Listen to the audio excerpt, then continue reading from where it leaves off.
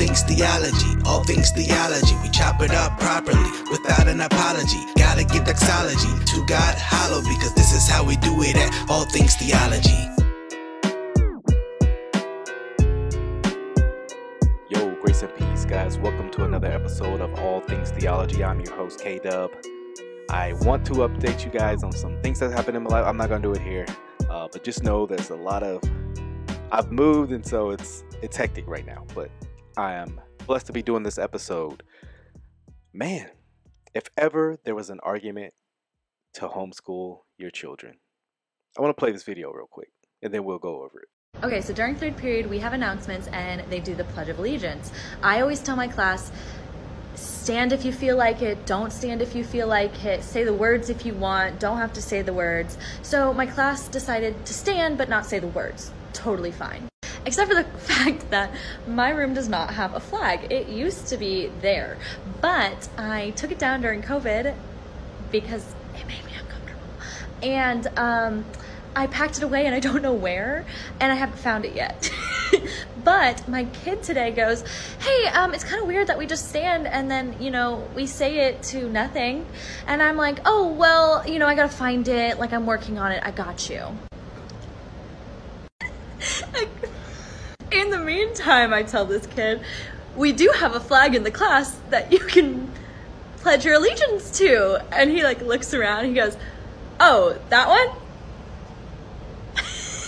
So wow, right? Just straight craziness. Let's dissect this video, because there's a lot of interesting things that this woman says, that this teacher says, that I find disrespectful. I think any person who is an American citizen should find disrespectful. So yeah, let's check it out. Okay, so during third period, we have announcements, and they do the Pledge of Allegiance. I always tell my class, stand if you feel like it, don't stand if you feel like it, say the words if you want, don't have to say the words. So I feel like that's a little disrespectful, because growing up, I did the Pledge of Allegiance. I remember doing the Pledge of Allegiance, and I took, even then, I took respect as a American citizen. I can remember being in, I believe it was sixth grade when 9/11 happened, and just like, wow, man, that really shook our country up, and it kind of even became more of a, pride thing, as far as man, being happy to be in America and the freedoms and the rights we have. And she's like, if you want to do it, okay, well, whatever. It's like, all right, but it gets a lot worse. But listen what she says next. So my class decided to stand but not say the words. Totally fine. Except for the fact that my room does not have a flag. It used to be there, but I took it down during COVID because it made me uncomfortable. And okay, so okay, she doesn't have an American flag, and so at first you're like, okay, well, why not? And so she's like, well, the American flag made her uncomfortable. How does having an American flag, the place like you live in, make you feel uncomfortable? Like, the rights you have to even, guess what? The freedom of speech you even kind of have to make this video. How does that make you feel uncomfortable? I'm sure if she was able to elaborate more, I'd be very interested to see her answer. But she doesn't actually get into answer. But just the fact of you having a flag makes her feel uncomfortable. That people have fought for and died for, and risked their lives, and all sorts of things that people have come before her. That makes her feel uncomfortable. I packed it away and I don't know where, and I haven't found it yet. But my kid today goes, hey, it's kind of weird that we just stand and then, we say it to nothing. And I'm like, oh, well, I gotta find it. Like, I'm working on it. I got you. So she's just lying to the kids.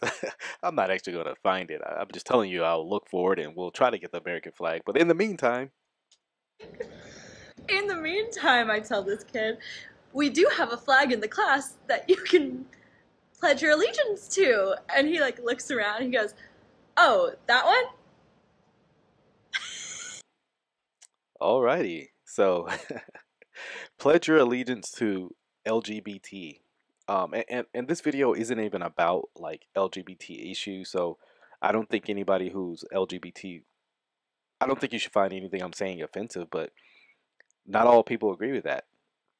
But I find it hard that there are a lot of people who are in America like that literally hate America. They fight against it. They say terrible, despicable things about America. And that's not to say that there aren't things that we can't get better, but I truly do believe that America is the best place to live. The freedoms and the rights we have, and you know, there are people literally who move here to um, better their life, and they do. You know, there's hundreds and thousands of stories like that. But here she's saying, well, we should not pledge allegiance to America, and